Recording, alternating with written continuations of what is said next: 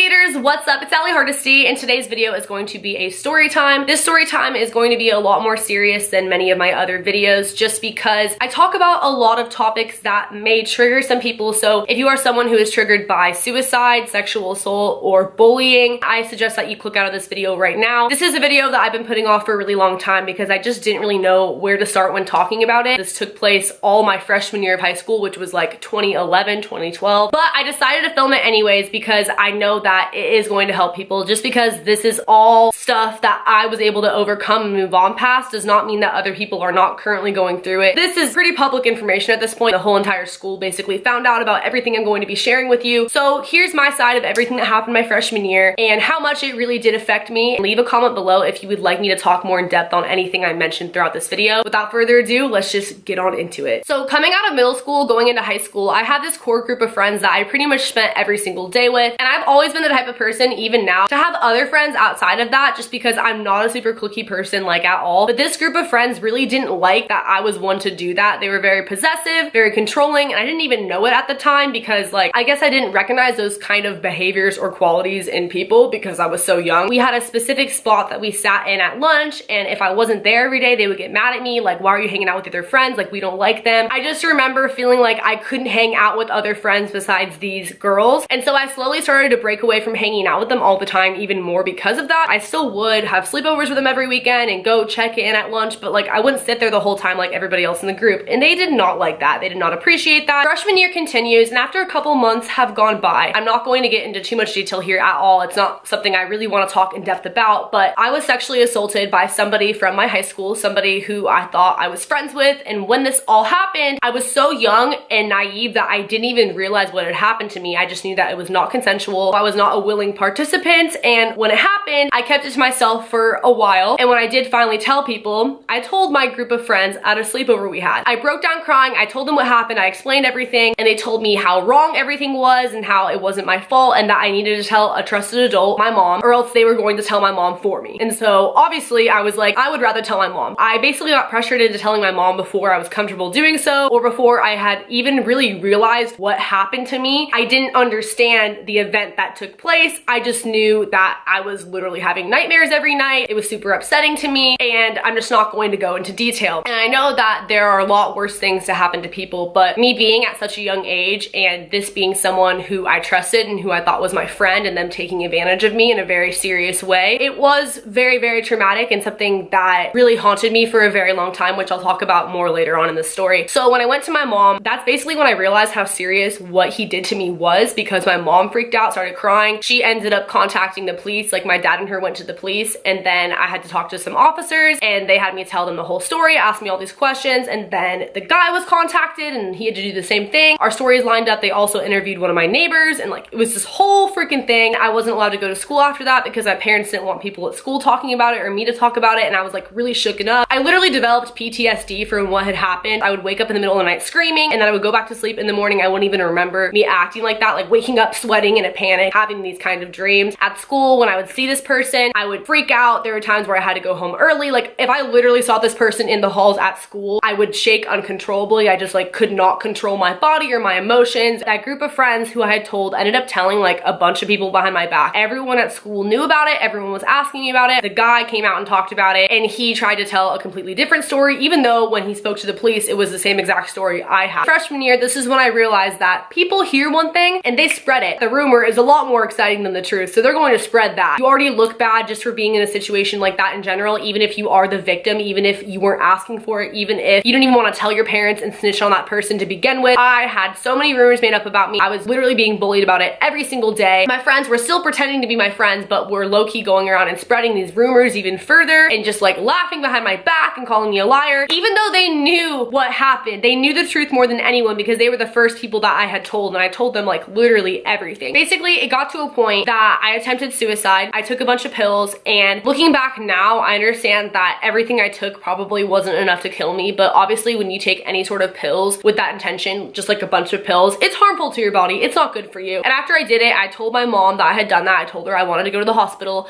I was put on a 5150, which is basically where you're under a 72-hour hold at minimum. I was there for, I believe, 6 nights and 7 days. This happened over 2011, 2012 New Year's Eve. My best group of friends were having like a New Year's Eve sleepover party, and I wasn't able to go to it, and I wasn't even able to contact them to tell them that I wasn't able to go. I was so devastated. When you're a freshman, when you're young, like, your friends are everything. Missing one little thing is such a big deal. The last thing I should have been worried about was a stupid New Year's Eve party, but I cared about that because I cared about these friends that I had, or I thought I had. Get out of the hospital, I end up going over to my friend's house. They had another sleepover. They have these sleepovers like all the time. We're in her room and they're telling me all the things that I missed from the New Year's Eve sleepover. So I ended up telling them, ended up opening up to them about that, and they all start getting really weird. And I get now how that could have came off, because if people can't relate to what you're going through, they're just not gonna understand. They're gonna judge you. They basically just started looking at me like I was a freak. You can just tell that they're not happy about this information at all, that I no longer fit the criteria to be in their little friend group, which was so cliquey in the first place. And I don't think that any of these people are bad people for behaving a lot of the way that they did when I was telling them this stuff, but still, it wasn't the best response I could have gotten at the time. They went downstairs and they told me I wasn't allowed to come. I had to stay in her room. They all started drinking her dad's alcohol, and keep in mind, we're like 14, 15 years old. I go downstairs to see what they're doing because I'm just like, okay, they literally left me in her room. I don't want to sit here all night. They got mad. They told me to go back upstairs. They told me that they were leaving. They were going to sneak out to the park right by her house. I was like, okay, I don't want to sneak out. That's bad. That's against the rules. Like, all these things I was just not comfortable doing at the time. I went to this park across the street and I was just sitting there alone. I didn't want to be in the house with myself. Her dad was asleep. After a while, maybe another hour or so, I went outside, followed them to the park. I get there and they're like, why did you come here? We told you to stay in the house. You're not allowed to be here. And I'm like, well, you guys snuck out. You're not allowed to be here either. Like, I'll honestly just have my mom come pick me up if it's like really like this. I'll just call her. They started freaking out. They're like, no, don't call your mom. Only because they were gonna get in trouble if I did that, right? Not because they cared about me actually being sad and hurt and wanting to go home. Her dad would like notice that I was gone in the morning, because we were at that age where like we were still supervised pretty closely. And so one of them tried to take my phone, and so I like ripped it out of her hands and I started like running down the street. One of the girls there told me that if I wanted to die so bad, why don't I just kill myself? Why don't I just try again? That I would be better off dead. I would be less of an inconvenience to everyone. I just couldn't even believe the way my friends had like turned on me like that, just for going through something very, very real. Honestly, a lot of the reason I ended up in that hospital was because they were spreading all these rumors and I was having to deal with it every day at school, but I didn't know they were the ones spreading it. So ran down the street. There was this huge ditch. I don't know if like a house was being built there or what, with like some sort of basement, but it went into the ground. It was actually pretty deep. I literally ran into this ditch to get away from them, because one of the girls also said that she was going to punch me in the face, and she was dead serious. So I ran into this ditch, and then the girls whose house I was staying at followed me down there, and she's pleading with me, crying like, Allie, no, please get back in the house. Like, we care about you. Just saying all this stuff, literally so she won't get in trouble with her dad that I left. And so after like 20 minutes of that, I'm like, fine. I don't want to cause problems for anybody. I followed her back inside the house. We all went back in her room. She had a pretty big bed, and so we were all just going to sleep on it together, at least like half of us, because there was about 5 people, me included. And so when I went to sleep on the bed, everyone went to the floor. And then when I went to sleep on the floor, everyone went to the bed. It was just like the pettiest shit you can imagine. They didn't want to sleep by me because I was so crazy and I wasn't fit to be a part of the group anymore, was basically what they were telling me verbally and with their actions. And so I eventually just ended up, I think, on the corner of the floor crying myself to sleep. When I woke up, call my mom immediately. My voice is like breaking when I call her, and I'm like, hey mom, can you please pick me up? I just want to go home. Started crying the second I got into the car. I don't even know if I told my mom like every little detail, because honestly, still to this day, I'm so loyal to the point where even if I'm not friends with somebody, no longer dating somebody, etc., I still want to defend them, and I still don't want to make them look super, super bad. Like, I don't know why I'm like that, but I am. And it kind of sucks because I wish I could just go around exposing people, but I really do not have that in me.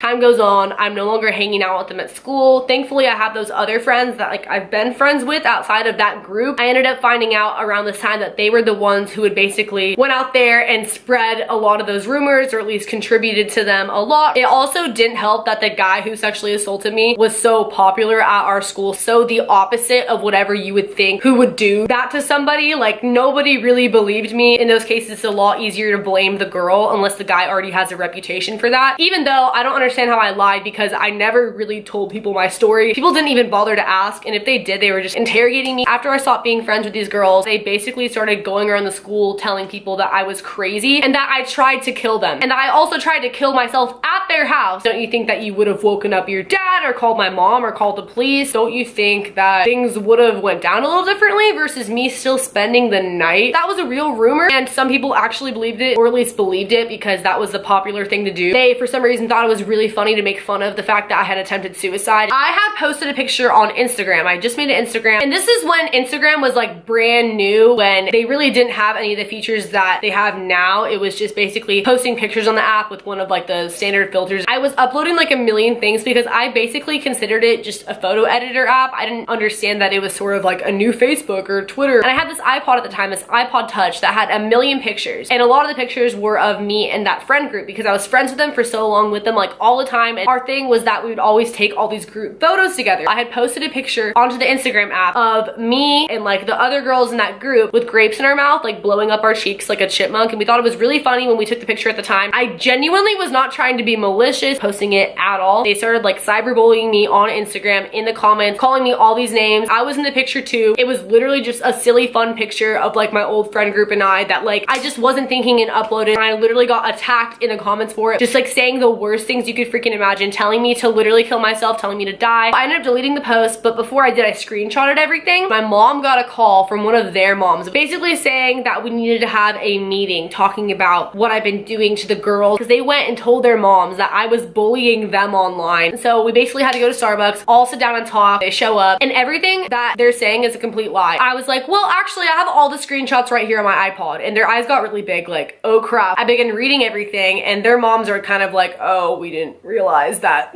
our daughters were actually bullying her. Their moms still tried to like defend their daughters by bringing up all this other stuff after I had been reading the screenshots. Basically, the meeting was just dumb. Like, it was so stupid. I think that it's important to take something good out of every situation you go through, even the negative. And for me, I became a stronger person. Also learned to not spread rumors about people or talk bad on other people for things that are none of your business and that you know nothing about. As easily as you're hearing these things about other people, that could be you, and you don't know if it's true. Even people who seem as happy and as positive as me, because I'm like that now and I was like that before this happened, it took me away from that. I was able to hide it at school. I never acted like it bothered me as much as it did. I really hope this helps somebody out there. If it did, please give me a big thumbs up. Also, leave a comment below sharing your story if you feel comfortable. I would love to read your comments. I will read all of them. I will respond to as many as possible. Subscribe if you are new here. Turn on my post notifications by hitting that bell button right next to the subscription box. Follow my social media. I will have those on the screen for you guys. Also, if you want to direct message me on any of those platforms, go ahead. I try my best to open all DMs and respond as fast as possible. I also have a Patreon if you guys want early videos, exclusive photo shoots, private Snapchat, etc. That will be linked below in the description. And I will see you guys in my next video. Later, alligators.